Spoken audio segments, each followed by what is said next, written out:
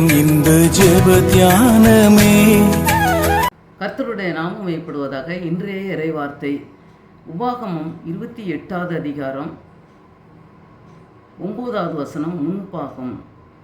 நீ உன் தேவனாகிய கர்த்தரின் கட்டளைகளை கைக்கொண்டு அவர் வழிகளில் நடக்கும்போது.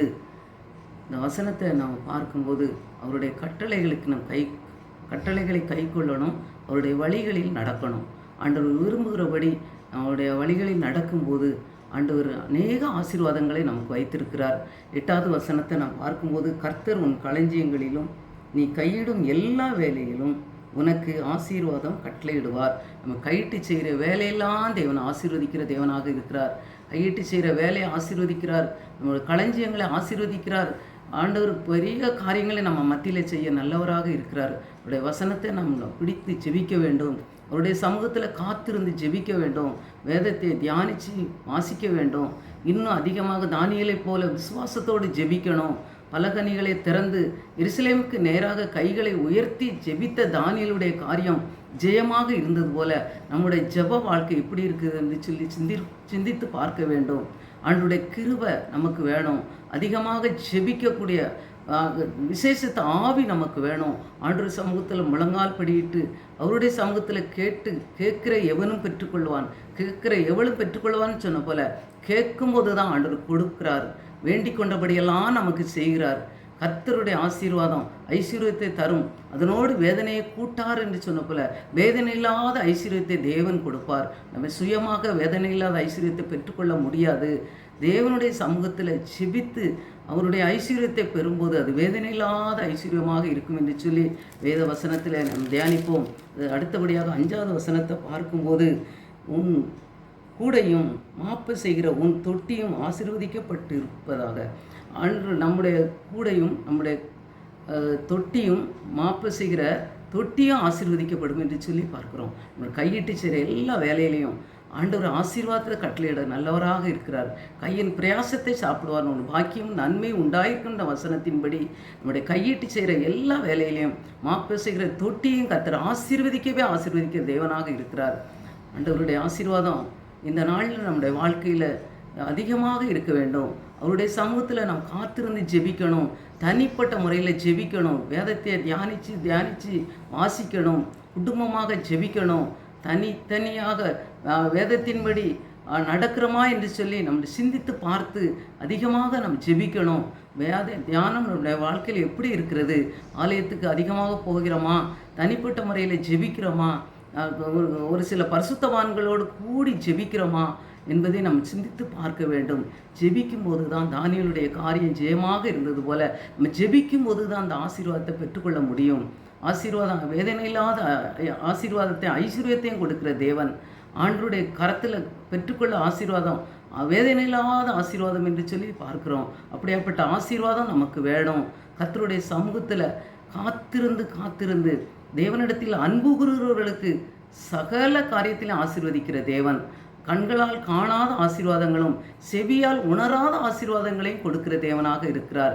அப்படியாப்பட்ட ஆசீர்வாதத்தை பெற்றுக்கொள்வதற்கு அவருடைய கட்டளைகளை நாம் கைக்கொள்ள வேண்டும், அவருடைய வழிகளில் நடக்க வேண்டும், அவருடைய வேதத்தை எடுத்து அதிகமாக வாசித்து தியானித்து ஜெபிக்க வேண்டும். அவருடைய சமூகத்தில் அபிஷேகத்தினால் நிரம்பி ஜெபிக்கணும். அவருடைய வல்லமை கேட்டு பெற்றுக்கொள்ளணும். அவருடைய சமூகத்தில் அவர் செய்த நன்மைகளை நன்றி சொல்லி நம்ம ஜெபித்து கொண்டே இருக்கும்போது அவருடைய சமூகத்தில் நாம் காத்திருந்து வேண்டிக் கொள்ளும் போது கர்த்தர் நம்முடைய வேண்டுதலை நிறைவேற்ற நல்லவராக இருக்கிறார் என்பதை எந்த மாற்றமும் இல்லை. கர்த்தருடைய சமூகமே நமக்கு போதும் என்று சொல்லி அவருடைய சமூகம் நமக்கு முன்பாக செல்லும்போது தான் நம்முடைய காரியங்கள் நம்முடைய செல்லுகிற வழிகளெல்லாம் வாய்க்கும். அவருடைய சமூகம் நமக்கு முன்பாக செல்லும்போது தான் நமக்கு பாதுகாப்பு இருக்கும்.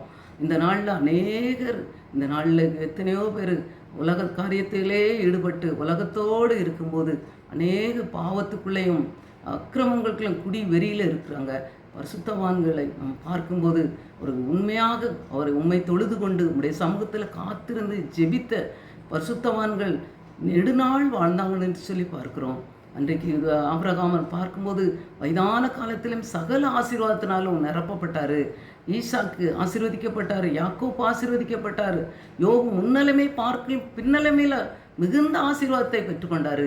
இதுவரைக்கும் நம்முடைய வாழ்க்கையில் ஆசீர்வாத குறைவுகள் இருந்தாலும் அதிகமாக நம்ம வேதத்தை வாசிக்கணும், அவருடைய கட்டளைகளை கைக்கொள்ளணும், அவருடைய வழிகளில் நடக்கும்போது அவர் எல்லா ஆசீர்வாதத்தையும் கொடுக்க நல்லவராக இருக்கிறாரு. அடுத்தபடியாக 1வது அதிகாரத்தில், உபாகமம் 1வது அதிகாரத்தில் 11வது வசனத்தை நாம் பார்க்கும்போது, நீங்கள் இப்பொழுது இருக்கிறதை பார்க்கிலும் 1000 மடங்கு அதிகமாகும்படி உங்கள் பிதாக்களின் தேவனாகிய கர்த்தர் உங்களுக்கு சொன்னபடியே உங்களை ஆசீர்வதிப்பார். ஆண்டவர் இப்பொழுது இருக்கிறதை பார்க்கலாம் 1000 மடங்கு நம்முடைய பிதாக்களின் தேவன், ஆபிரகாமின் தேவன், ஈசாக்கின் தேவன், யாக்கோப்பின் தேவனுக்கு சொன்னபடியே ஆசீர்வதித்தார். அவர் வாக்கு பண்ணபடியே ஆசீர்வதித்தார். அந்த ஆசீர்வாதத்தை நம்ம இப்பொழுது பெற்றுக்கொள்வதற்கு, இப்பொழுது இருக்கிறதை பார்க்கலாம் 1000 மடங்கு ஆசீர்வாதத்தை பெற்றுக்கொள்வதற்கு, ஆவிக்குரிய ஆசீர்வாதத்தையும் பூமிக்குரிய ஆசீர்வாதத்தையும் பெற்றுக்கொள்வதற்கு ஆண்டவருடைய சமூகத்தில் அவருடைய கட்டளைகளை நாம் கைக்கொள்ளுவோம், அவருடைய வழிகளில் நாம் நடப்போம். கர்த்தருக்கு பயப்படுகிற பயம் ஆண்டவரே நம்முடைய வாழ்க்கையில் வேண்டும் என்று சொல்லி, நம்ம குடும்பத்துக்கு வேணும், நம்ம திருச்சபை மக்களுக்கு வேணும்னு சொல்லி ஆண்டவருடைய சமூகத்தில் நம்ம காத்திருந்து ஜெபிக்கணும். அன்றைக்கு தானியேல் ஆண்டவரை ஜெபித்தது போல ஜெபித்து ஜெயத்தை பெற்றுக்கொள்ளணும்.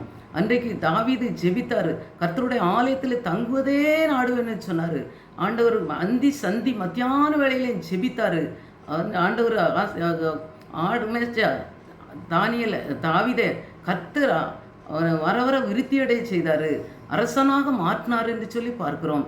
ஆடுகளுக்கு பின்னால் சென்ற தாவீது அரசனாக மாற்றப்பட்டது போல நம்முடைய வாழ்க்கையில் ஆசீர்வாதம் குறைவாக அந்த நாட்களில் இருக்கலாம், ஆசீர்வாதத்தை பெற்றுக்கொள்ளாமல் இருந்திருக்கலாம். இந்த நாளில் நம்ம விசுவாசத்தை இன்னும் பலப்படுத்துவோம், விசுவாசத்தில் இன்னும் முன்னேறி செல்வோம்.